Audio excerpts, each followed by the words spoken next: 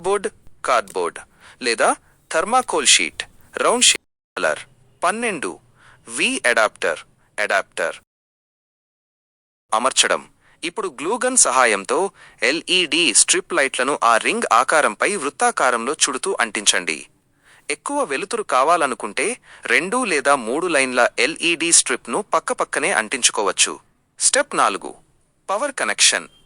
LED వెలుతురు కంటికి నేరుగా గుచ్చుకోకుండా ఉండటానికి కార్డ్బోర్డ్ రింగ్ పైన బటర్ పేపర్ లేదా తెల్లటి పల్చని క్లాత్ను గ్లూ సహాయంతో నీట్గా కవర్ చేయండి. ఇది పవర్ కనెక్షన్. ఎల్ఈడి స్ట్రిప్ చివరన ఉన్న వైర్లను 12V అడాప్టర్కు కనెక్ట్ చేయండి. ఒకసారి ప్లగ్లో పెట్టి లైట్లు వెలుగుతున్నాయో లేదో సరిచూసుకోండి. స్టెప్ 5